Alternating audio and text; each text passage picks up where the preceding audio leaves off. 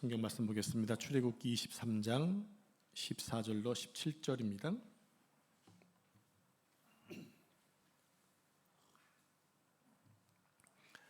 출애굽기 23장 14절로 17절까지 한 절씩 말씀을 교독하겠습니다. 너는 매년 3번 내게 절기를 지킬지니라. 너는 무교병의 절기를 지키라. 내가 내게 명령한 대로 아비벌의 정한 때에 이래 동안 무교병을 먹을지니 이는 그 달에 내가 애굽에서 나왔음이라.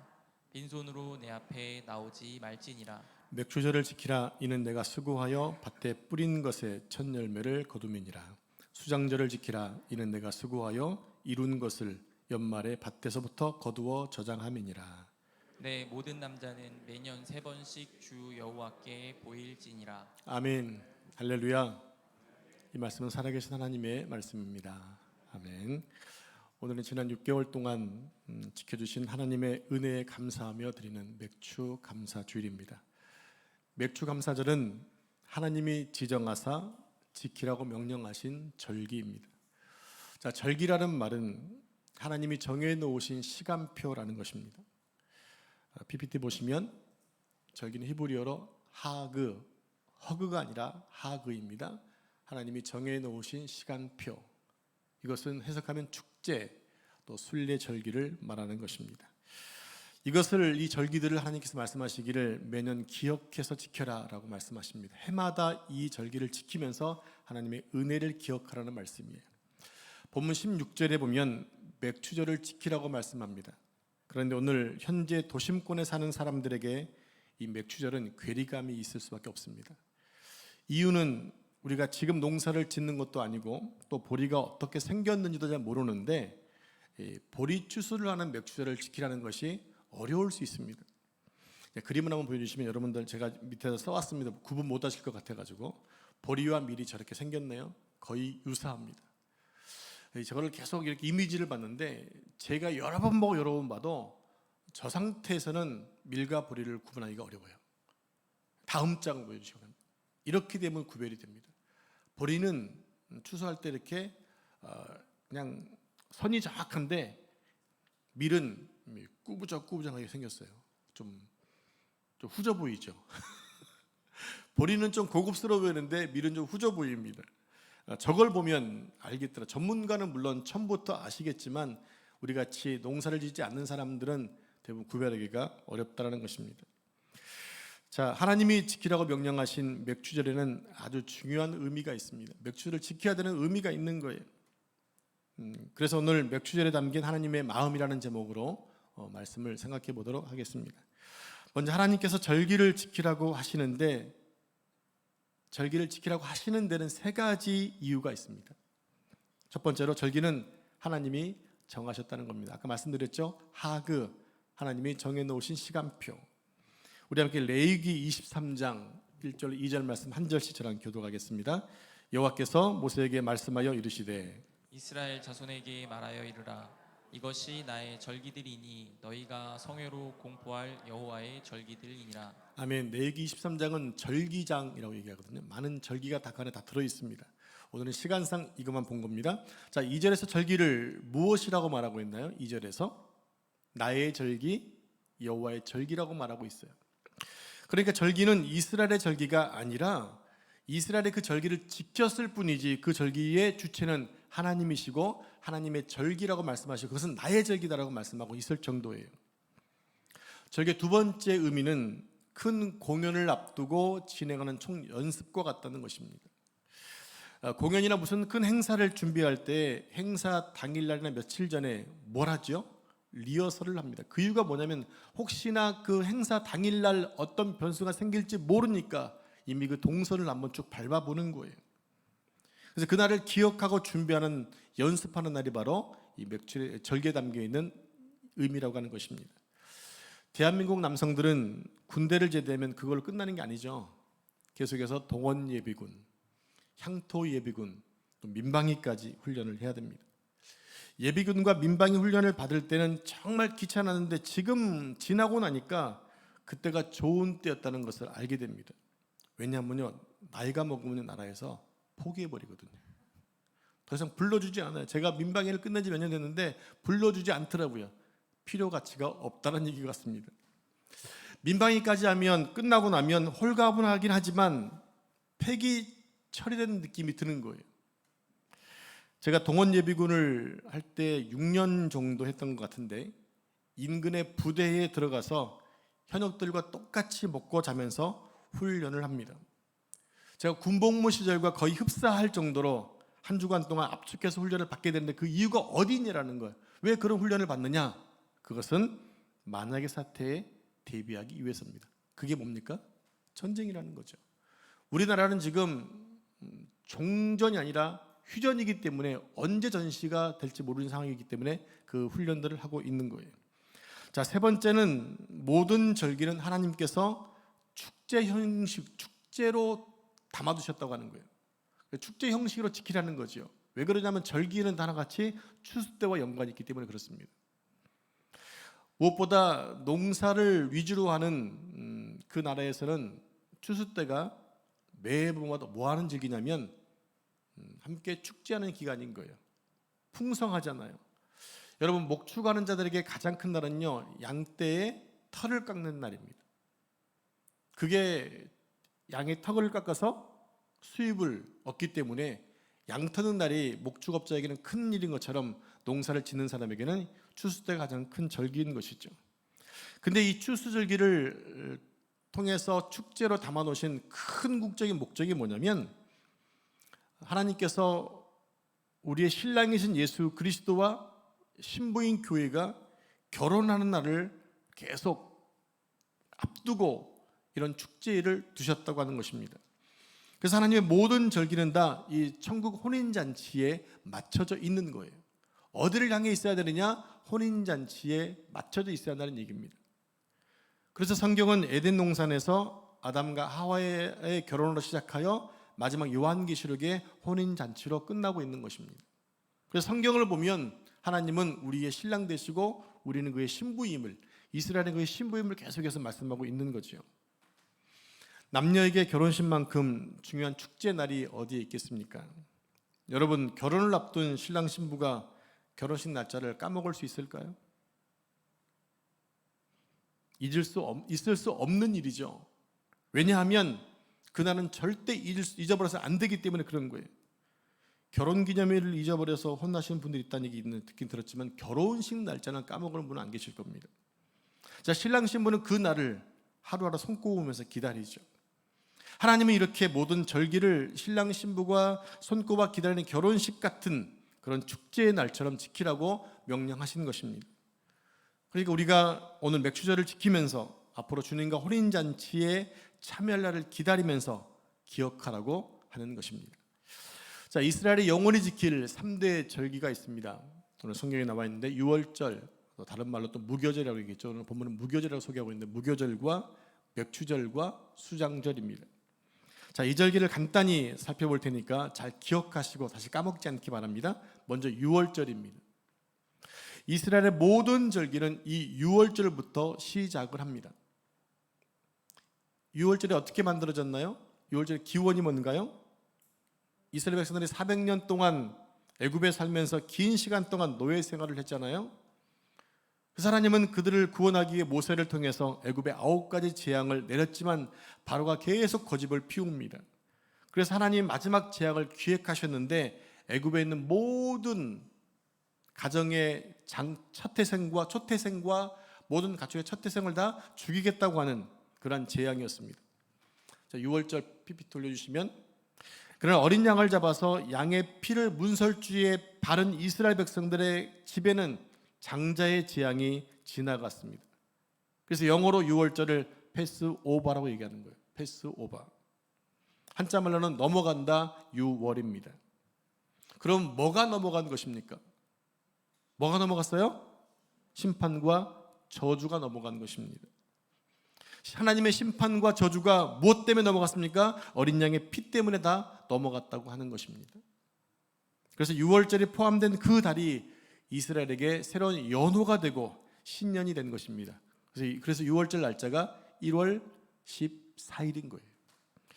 그리고 6월절은 모든 절기의 기초가 되는데 그 유월절 다음 날인 15일부터 일주일 동안 누룩이 들어가지 않은 빵을 먹는 절기로 무교절 절기라고 부릅니다.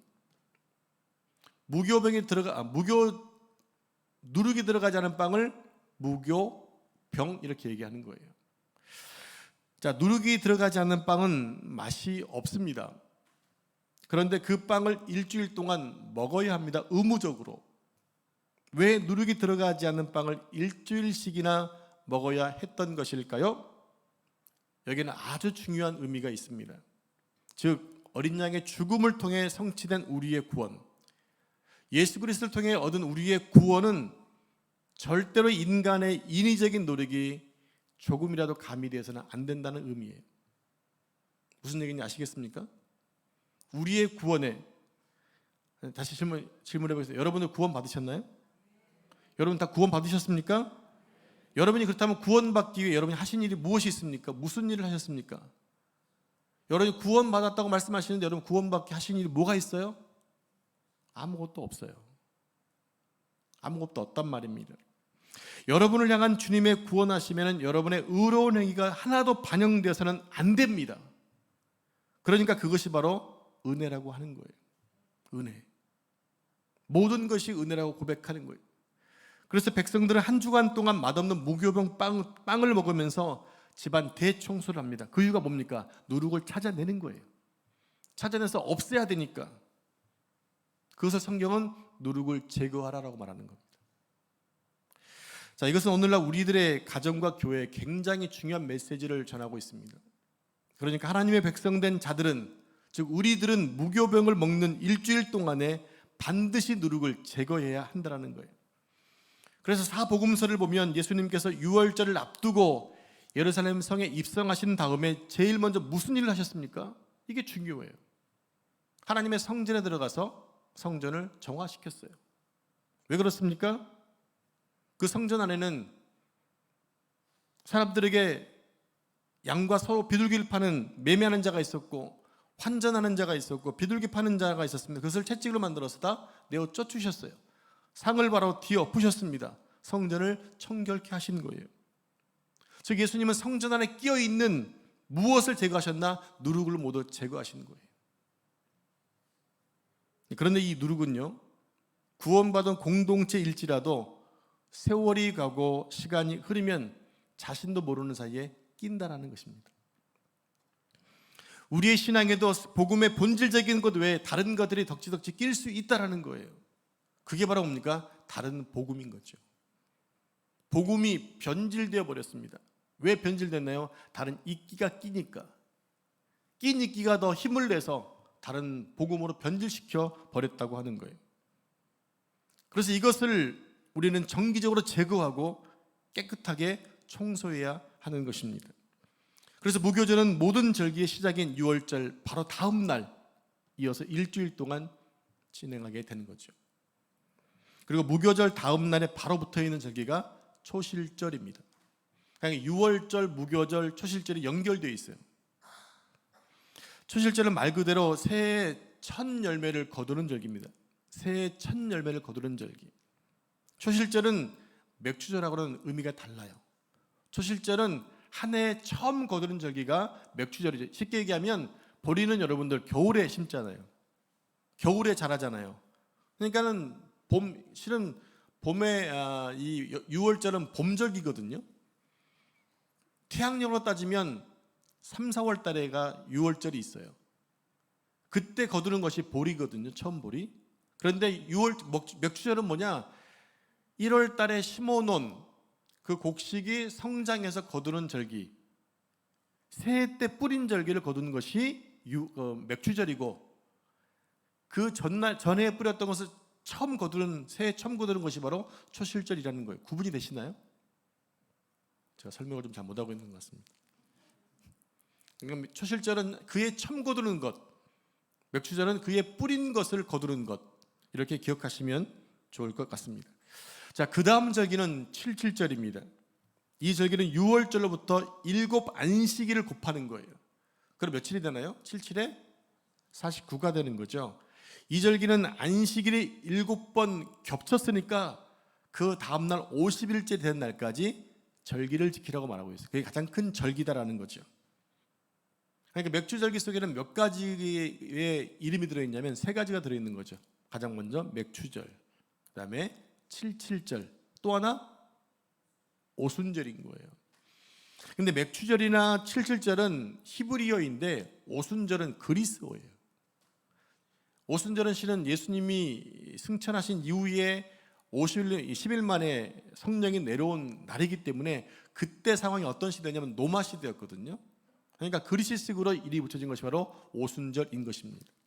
그러니까 중요한 것은 맥추절기 속에 세 가지 이름이 있다. 맥추절, 칠칠절, 또 하나 오순절이라는 거죠. 자, 그렇다면 하나님께서는 왜 보리 추수를 수확하는 맥추절을 지키라고 명령하신 것일까요? 여기는 아주 중요한 하나님 아버지의 마음이 담겨져 있기 때문입니다. 자, 첫 번째로 맥추절 속에 담긴 하나님의 마음은 우리에게 부활의 소망을 주신다는 것입니다. 부활의 소망을 담아 놓았다는 거예요. 맥주절기 속에. 요한복음 6장에 보면 빈 들판에 많은 사람들이 있었는데 저녁 때가 되자 먹을 것이 없었습니다. 그때 예수님은 내가 하늘에서 내려온 생명의 떡이다라고 말씀을 하시면서 둘러서 많은 사람들에게 한 어린아이가 준 보리떡 5개를 나눠주게 됩니다. 그때 많은 사람이 배불리 먹었던 사람들의 남자의 숫자를 5,000명이라고 얘기합니다. 근데 보리떡은 어떤 떡이냐? 가난한 사람들의 가장 기본적인 양식이었다고 하는 거예요. 보리떡이. 쌀이 귀한 우리나라에서도 보리밥을 먹었던 적이 있었죠. 제 연배나 위에 계신 분들은 보리밥을 주식으로 먹었던 분도 계실 거예요. 지금이야 보리밥을 건강을 위해서 먹지만 옛날에 먹던 보리밥은요 별로 맛이 없었어요. 그런데 예수님은 볼품없고 맛없는 보리떡 같은 모습으로 이 땅에 오셔서 우리 양식이 되어 주셨다는 것입니다. 그래서 예수님은 십자가 위에서 우리 대신 죽으신 후에 3일 만에 부활하셨죠. 그래서 예수님의 부활을 가리켜 부활하게 되셨는데 그날을 가리켜 뭐라 하냐면 부활의 첫 열매가 되신 것이라고 말씀하고 있는 거예요. 부활의 첫 열매. 여러분, 첫 열매란 말은요 순서적이라는 말이에요. 순서가 아니라 첫 번째라는 얘기입니다. 그러면 이 첫 번째 첫 열매라는 표현에는 다음 열매가 계속해서 똑같은 것이 맺혀진다는 얘기입니다. 따라서 이 맥주절기 속에는 우리 주님이 부활하신 것처럼 우리 모든 성도도 다 부활한다는 것을 말씀하고 있다는 거죠. 자, 두 번째는 맥주절에 담긴 하나님의 마음에는 교회가 있었습니다. 그러니까 교회의 탄생은 맥주절의 가장 핵심적인 내용이라는 것이에요. 오순절에 마가의 다락방에 모여 기도하던 120명의 성도들에게 성령님이 임하시게 됩니다. 강력한 바람과 불의 혀같이 갈라지는 성령의 역사가 기도하는 각 사람 머리 위에 임하면서 최초로 성령님께서 공동체에 임재하신 모습으로 드러나고 있습니다. 그 자리가 어떤 자리였냐는 거죠. 그 자리가 어떤 자리였느냐? 바로 그 자리가 이 땅에 그리스도의 신부인 교회가 탄생하게 되는 자리였다라는 거예요. 여러분, 교회는 그리스도의 신부라는 거 알고 계시죠? 여러 번 말씀을 드렸습니다. 교회는 그리스도의 신부입니다. 그러니까 나도 교회잖아요. 난 누구의 신부란 얘기예요? 남자인데? 그거 중요한 것이 아니라 우리는 교회이기 때문에 그리스도의 신부가 되었다는 얘기죠. 자, 맥주절은 그러니까 교회의 창립 기념일인 거예요. 하나님은 맥주절에 교회를 담아 놓으셨어요. 자, 세 번째입니다. 이따 생각해보고 그중 하나 더 생각할 게 있어요. 교회가 탄생한 이후에 어떤 일이 생겼냐고 하는 거예요. 오순절 교회가 생긴 이후에 어떤 일이 생겼습니까? 성령의 충만을 받은 제자들이 전하는 말씀에 3,000명이 회개하고 돌아온 일이 생겼습니다. 3,000명이나 되는 많은 사람들이 한꺼번에 구원을 받은 것입니다. 그런데 이와 비슷한 사건이 구약에도 있더라는 거예요. 한번 가보겠습니다. 출애굽한 백성들이 모세를 선두로 홍해를 건너서 50일 만에 시내산에 도착합니다. 그날 시내산에서 어떤 일이 있었습니까? 우리 함께 출애굽기 19장 16절 19절 말씀을 한 절씩 교독을 하겠습니다. 셋째 날 아침에 우레와 번개와 빽빽한 구름이 산 위에 있고 나팔 소리가 매우 크게 들리니 진중에 있는 모든 백성이 다 떨더라. 모세가 하나님을 맞으려고 백성을 거느리고 진에서 나오매 그들이 산 기슭에 서 있는데 시내산의 연기가 자욱하니 여호와께서 불 가운데서 거기에 강림하심이라. 그 연기가 옹기가마 연기같이 떠오르고 온 산이 크게 진동하며 나팔 소리가 점점 커질 때에 모세가 말한즉 하나님이 음성으로 대답하시더라. 아멘. 이스라엘 백성들이 시내산 불 가운데 강림하신 하나님의 임재를 경험했다는 얘기입니다. 그럼 오순절 마가의 다락방에 강림하신 성령의 모습이 어떤 모습이었습니까? 불의 혀 같은 모습이었습니다. 불 같은 모습이었다는 얘기예요. 그러니까 성경은 시내산에 임하신 여호와 하나님과 마가의 다락방에 임한 성령의 임재를 똑같이 불로 표현하고 있다는 얘기예요. 맥주절에 하나님께서 모세와 백성들에게 주신 토라, 그것은 율법이었죠. 그런데 모세가 산 위에 꼭대기에 올라가서 하나님의 말씀을 받는 그 거룩한 시간에 이스라엘 백성들이 산 아래서 한 일이 무엇입니까? 그들은 금송아지를 만들고 그것이 자기들을 애굽에서 구원해낸 여호와 하나님이라고 찬양하면서 춤추고 먹고 마셨습니다. 그때 레위 지파를 통해서 하나님이 심판하시는데 몇 명이 죽느냐? 3,000명이 죽습니다. 정확하게 3,000명입니다. 여러분, 신약의 오순절 사건에 구원받은 3,000명과 시내산 사건에서 죽은 3,000명이라는 숫자가 우연일까요? 똑같은 절기에 죽은 숫자 3,000명, 살아난 자 3,000명, 우연일까요? 범죄한 3,000명이 죽은 것처럼 인류는 모두 죽을 수밖에 없는 인생이었습니다. 그러나 인류 역사 한복판에 예수님의 십자가 대속으로 말미암아 오순절의 교회와 탄생과 함께 사도들이 선포한 말씀에 구원받은 인원수가 3,000명이 살아서 하나님 품으로 돌아왔다는 얘기입니다.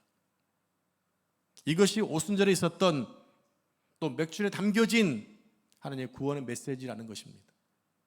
그 구원의 역사가 있었기 때문에 오늘날 우리도 그 반열에 동참해 있다라고 하는 거예요. 너무 놀라운 일이죠. 바로 오순절 날에 탄생한 교회가 바로 오늘의 교회인 우리라는 것입니다. 자, 맥주잔에 담겨진 하나님의 세 번째 마음을 봅니다. 어려운 자들과 함께 즐거워하라는 것입니다. 어려운 자들과 함께 즐거워하라. 본문 16절 말씀 같이 다시 한번 합독합니다. 시작. 백주절을 지키라. 이는 내가 수고하여 밭에 뿌린 것의 첫 열매를 거둠이니라. 아멘. 이 말씀에서 우리가 꼭 기억해야 될 말이 있어요. 바로 너희가 수고하라는 얘기입니다. 내가 수고하여. 여러분, 율법과 모든 절기는 광야에서 선포가 되었습니다. 그런데 그 절기를 지키는 장소는 어디인가요? 저를 보기 바랍니다. 모든 절기가 선포된 곳은 광야였습니다. 그럼 그 절기를 지키는 장소는 어디입니까? 모르겠어요? 따라해 보겠습니다. 가나안 땅. 절기 선포는 광야지만 백성들이 영원히 살 땅은 가나안 땅이기 때문에 가나안에 들어가서 그 절기를 지키라고 말씀하신 거죠. 우리가 그것을 기억하시고 다 같이 여호수아 5장 10절로 12절 말씀을 한 절씩 교독하겠습니다. 또 이스라엘 자손들이 길갈에 진쳤고 그달 14일 저녁에는 여리고 평지에서 유월절을 지켰으며 유월절 이튿날에 그 땅의 소산물을 먹되 그날에 무교병과 볶은 곡식을 먹었더라. 12절 같이 읽습니다. 또 그 땅의 소산물을 먹은 다음 날에 만나가 그쳤으니 이스라엘 사람들이 다시는 만나를 먹지 못하였고 그 해에 가나안 땅의 소출을 먹었더라. 아멘. 백성들이 가나안 땅에 들어갔습니다. 12절에 보니까 그들이 가나안 땅의 소산물을 먹은 다음 날부터 만나가 그쳤다라는 겁니다. 왜 만나가 그쳤습니까? 약속의 땅에 들어가서 소산물을 먹었기 때문에 더 이상 만나는 필요가 없어졌다는 얘기예요. 자, 그러면 여러분, 우리는 여기서 두 가지 질문을 할 수 있습니다. 여러분, 매일 하늘에서 내리는 기적을 경험하면서 만나를 먹는 게 좋습니까? 아니면 우리가 수고하여 밭갈아서 거둔 곡식을 먹는 게 좋습니까? 둘 중에 어느 겁니까? 여러분 생각에 어느 게 더 복인 것 같습니까? 매일매일 만나를 먹는 게 복입니까? 아니면 내가 수고해서 먹는 게 복입니까? 네, 수고해서 먹는 게 복입니다. 왜냐하면 하나님의 계획이 거기에 있기 때문에. 아니요, 저는 그래도 만나가 좋아요. 그럼 그분 다시 광야로 나가야 돼요. 광야 나가시면 돼요. 근데 제가 말씀드렸지, 광야는 머무는 곳이 아니라 지나가고 통과하는 곳이다라는 거예요. 통과하고 지나가야 되기 때문에 텐트가 필요했던 것이고 만나가 필요했던 것이, 이제 정착했으면 이제 집이 필요한 것이고 내가 씨를 뿌려 수고하여 거둔 열매로 먹는 것이 복이라고 하는 거죠. 여러분, 네가 수고하여라는 이 말은요, 백성들이 이미 가나안 땅에 들어가 있다는 것을 말합니다. 그럼 가나안 땅이 무엇입니까? 하나님께서 오늘 본문의 말씀을 주실 때는 우리를 향한 하나님의 의지가 그 안에 반영되어 있었다고 하는 거예요. 그 의지가 뭐냐? 내가 너희를 애굽에서 탈출시키는 것만으로 내 임무를 끝내는 것이 아니라 너희를 반드시 가나안 땅으로 들여보내고야 말겠다라고 하는 하나님의 의지가 담겨져 있었다는 얘기예요. 그리고 그들은 결국 가나안 땅에 들어가서 가나안의 소산물을 먹습니다. 그리고 40년간 매일 일했던 만나가 그치게 되는 것입니다. 성도 여러분, 내가 수고하여 뿌리고 땀 흘리고 거둔 열매를 먹는다는 것이 어떤 복일까요? 그것은 우리가 그리스도 안에서 누리는 일상의 복을 이야기하는 것입니다. 일상의 복. 일상을 살기에 아무런 불편이 없는 것을 말하는 것입니다. 학생들은 아무런 문제 없이 학교 가는 게 복이고, 여러분들은 아무 문제 없이 회사 직장에 출근하는 게 복이 아닌가요? 그리고 성도들은 언제나 교회 나와서 예배하고 기도하는 게 복입니다. 그렇죠? 그게 바로 일상의 복입니다. 우린 지난 3년 동안 학교에도 못 가고 교회도 못 가는 것이, 못 갔던 적이 있죠. 그것이 복이 아니더라는 거예요. 아무런 문제 없이 학교에 가고 교회 갈 수 있는 것이 복이더라는 거지요. 그런 일상이 무너지면 바로 재앙이 되는 거예요. 제가 사는 아파트 라인에 큰 문제가 생겼습니다. 엘리베이터가 금요일 새벽부터 고장이 나서 지금까지 멈춰 있어요. 2주 더 간답니다. 2주 더 간대요. 여러분 기도해 주십시오. 내일 해결될 수 있도록. 저희는 심각하거든요. 제가 금요일 새벽에 교회 오기 위해서 엘리베이터를 탔는데 심하게 흔들리는 거예요. 그래서 제가 유튜브에 봤던 것처럼 어떻게 살 수 있을까 한번 이렇게 막 붙들고 한번 해봤거든요. 네, 무사히 내려갔어요. 근데 결국 고장이 새벽에 났습니다. 지금 생각해 보니까 잘못했으면 큰일 날 뻔 했더라고요. 저 여러분을 못 볼 수도 있었을지 모르겠더라고요. 지금 생각해 보니까 엘리베이터가 멈춰버리니까 일상에 상당한 문제가 생겼어요. 지금 고관절이 아픈 사모에게는 꼼짝달싹 못하고 있습니다. 그걸 교회도 못 옵니다. 문제는 뭐냐면 다음 주에 예견되어진 병원도 못 가게 생겼어요. 아무것도 아니었던 것이 하나가 멈춰버리니까 누구에게는 재앙이 되더라는 얘기입니다. 엘리베이터가 멈춰버리니까 일상에 상당한 문제가 생겼잖아요. 정상적인 사람도 26층을 오르내리는 것 보통 힘든 게 아니에요. 제가 26층에 살거든요. 오늘도 아침에 계단을 내려오는데 무릎이 별로 안 좋으니까 너무 조심스럽게 내려왔는데 지금도 다리가 후들거리고 있어요. 엘리베이터가 정상적으로 가동될 때는 전혀 문제 없었던 것이 엘리베이터가 고장이 나니까 일상에 문제가 생겨지더라. 그러니까 일상에 무너지는 것이 바로 재앙이라는 거예요. 우리가 또 한 가지 기억할 것이 있습니다. 그것은 가나안 땅이 천국의 모델이 아니라고 하는 거예요. 우리 신앙생활 하시는 분들은, 연배가 있으신 분들은 가나안 땅은 하나같이 다 천국으로 알고 계시는데 그게 아니에요. 제가 아닌 이유를 설명해 드리겠습니다.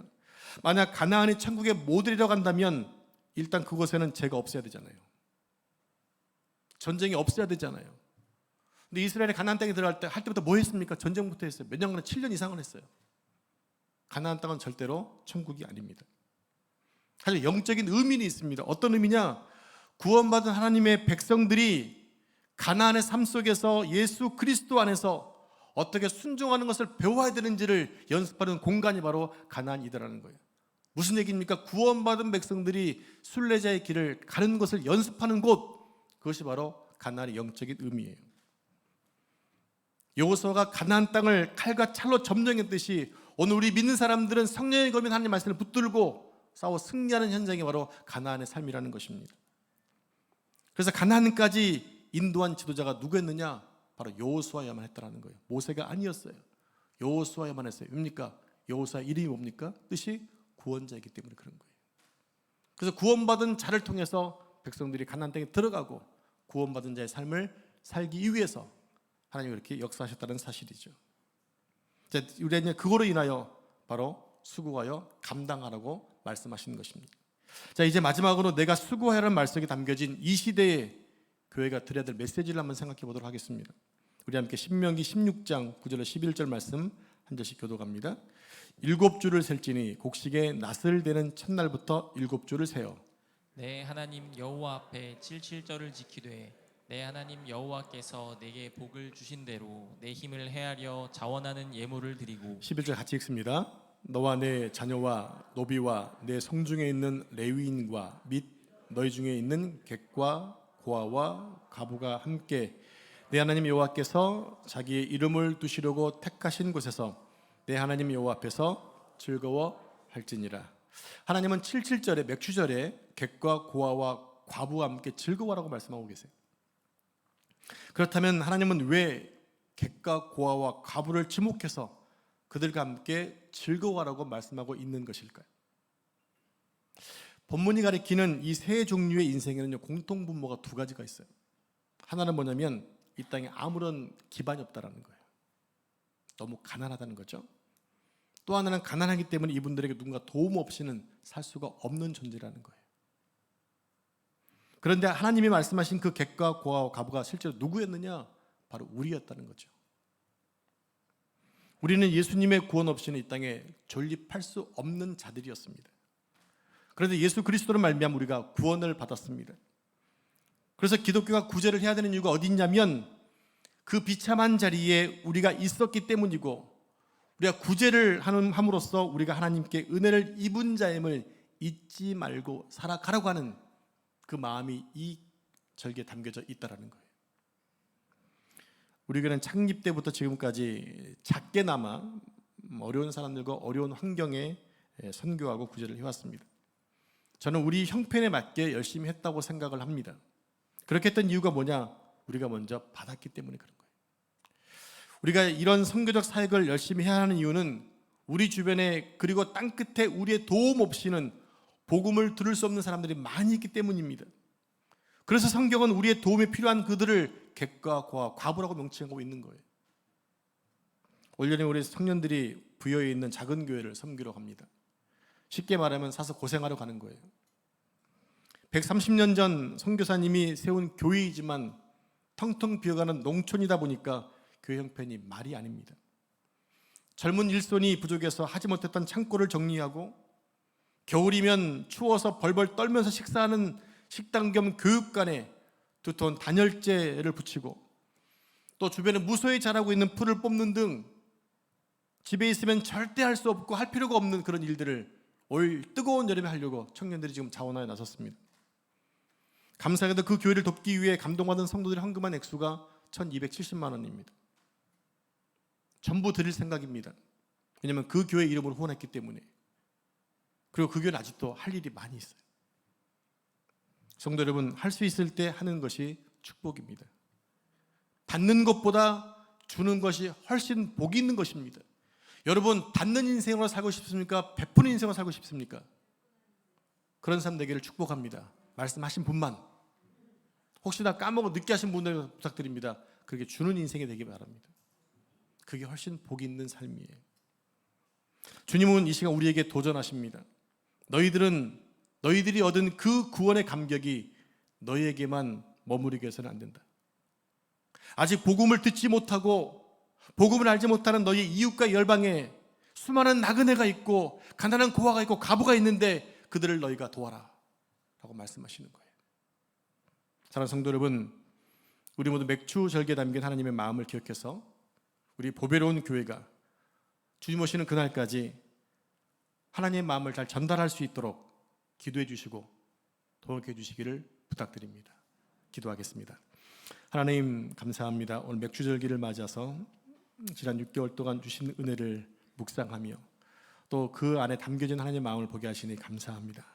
우리 모두가 마음에 새기고 우리가 받은 것보다 더 풍성하게 나눌 수 있는 일상의 복을 주시고 또 어렵고 힘든 자들을 돌아보고 복음을 전하면서 내가 구원받은 백성임을 삶 속에서 느끼며 기억하며 살 수 있도록 축복해 주옵소서. 저는 간절히 간구하며 우리 교회에 풍성한 물질을 주시고 종들에게도 풍성한 물질을 주셔서 더 많이 베풀 수 있는 은혜 허락해 주시옵소서. 이 모든 말씀을 거룩하신 예수님의 이름으로 기도합니다. 아멘.